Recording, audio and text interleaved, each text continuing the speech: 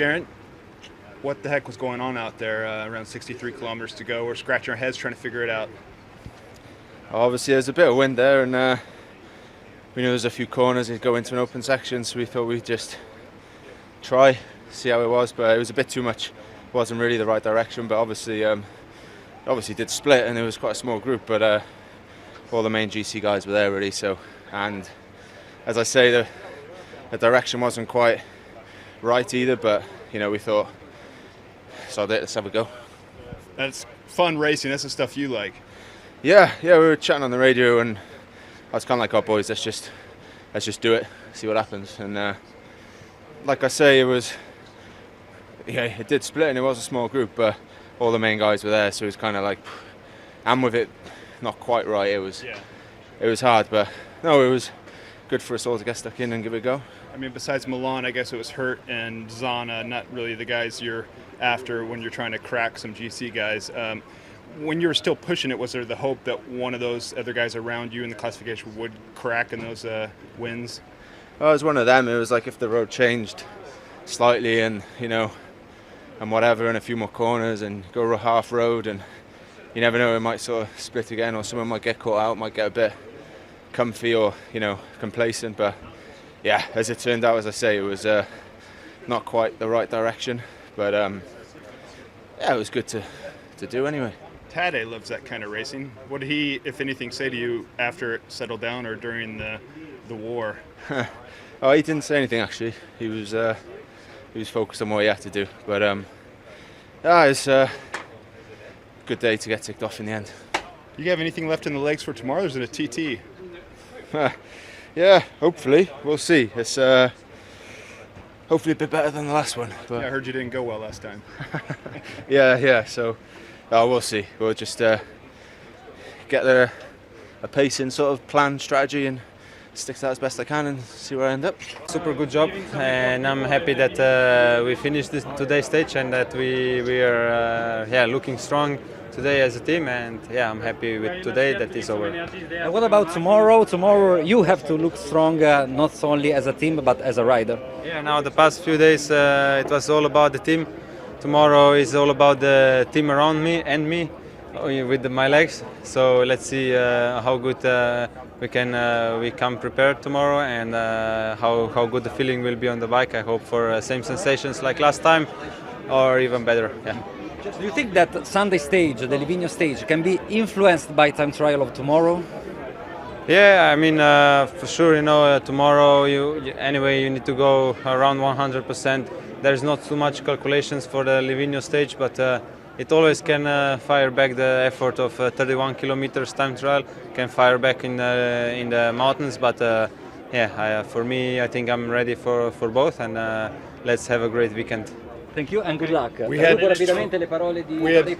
kilometers of Crosswinds racing there. What was going on, and what did you say to those Ineos guys? I didn't say anything to them. I asked them before, like a joke, if they want to go full gas today. They were saying top secret, and I was like, okay, maybe, probably not. They don't go. But yeah, they went, and but everybody was prepared, and the team did super job. So for us, it was okay. They tried, but it was not strong enough wind to do any proper damage. Fabio Bottato, the DS, said that you guys had it marked down in your book as well, in your road book for that point. Yeah, we, I think now these days everybody come prepared more or less for this. With Google Maps and this, all these things, it's not so hard to.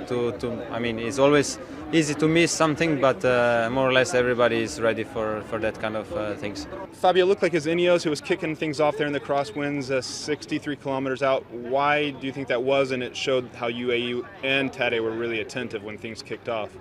Yeah, for sure, that was the reason. Also the reason you begin from first to don't be surprised from the other. We all know the wind was like this. We had a car in front from us, and then he also pointed the same, at the same kilometer. Was really narrow. You had it in your race book. Yeah, we had also a car in front. We was racing more conservative also because we still have Molano for the sprint with a small hope to have also result for the sprint. But was good. We was ready, and they went together with Ineos at the end, because to be on the echelon you cannot stay just in the wheel. At one moment you need to rotate with the other to don't be out of the first part. How does this leave the team ahead of the TT tomorrow? I mean, are there tired legs heading into the TT, or does it make a difference like that? No, the goal for tomorrow, everybody to recover, to go easy, except Tadej, then like you say, then is a kind of rest day for tomorrow for the teammate. For Tadej, of course, is another stage to go full, and then we go for the mountain. What was said right before that happened? Was it was it Ineos that initiated those the splits and the echelons today? We knew that we had the car ahead, so we knew what the wind speeds were going to be, and it was right around 18-20 kilometers an hour and in the right direction, so we knew there would be a possibility to try split the peloton there. And I think it was more that, okay, if we don't kick things off first, then we're going to be on the back foot. So even if in the end it wasn't actually enough to properly split the race, we were on the front foot and we had everyone, all 8 of us, in the front. So I think, we caused quite a lot of stress and a bit of damage, but not the right damage. Well, we put Milan on the back foot, but he was really strong today, you saw, and his team was able to bring him back to the front. But when all the GC guys are still on the when they also make the split, it doesn't really make much sense to try continue racing hard then. So we just regrouped, and then we were able to get Geraint Thomas safely under 3 kilometers. It's great having Geraint, who's a GC rider and is a beast and loves that sort of classic style Crosswinds racing. Is that what you sensed? And also when you looked around at those UAE boys, what did you sense from them? Yeah, I think you've seen quite a few times now. Pogacar, he actually uses us in the peloton. He also has a strong team, but quite a few times he's been isolated, so he ends up just sitting behind our train. But I think G is just getting ready for his classic season next year, and he's using the Giro to rip the classics next year. I thought it was TT prep. I mean, what's this going to do for your TT legs for tomorrow? For me, it's again worthwhile to invest so you don't get stuck behind any crashes. So luckily I was able to get through today with nothing like that. But now it's just full focus on recovering and getting a good night's sleep, big plate of pasta, and ready to go tomorrow. Magnus, what kind of lessons are you taking away from this Giro d'Italia? Because I think for viewers, we're seeing you always on the front there, working for Thomas, making sure he's okay in this important 3-week fight.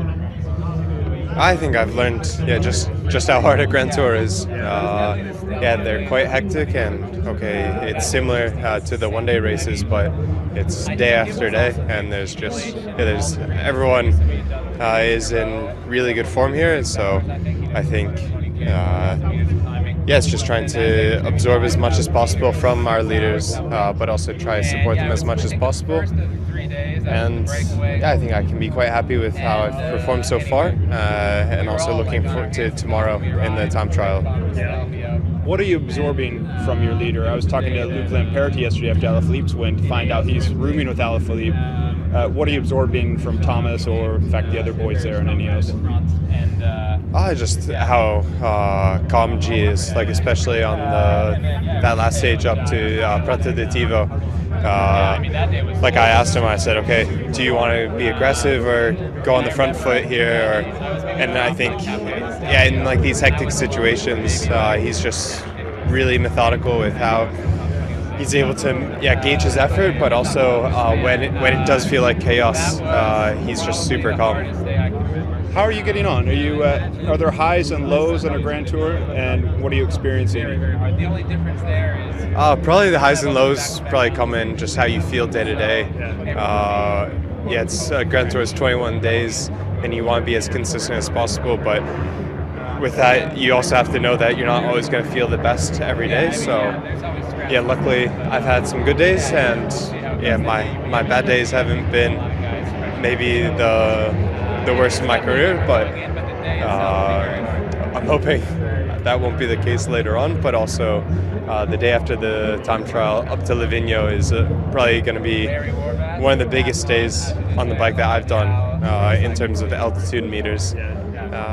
So hopefully I can continue with my consistency. Is there any time off, any way of relaxing yesterday and today ahead of the TT, and also is the team giving you the green light to go full bore in the TT tomorrow, given Livigno's the next day? Yeah, like you see, we still have 5 mountaintop finishes left in this Giro, so there's still quite a bit of potential to do things in the GC.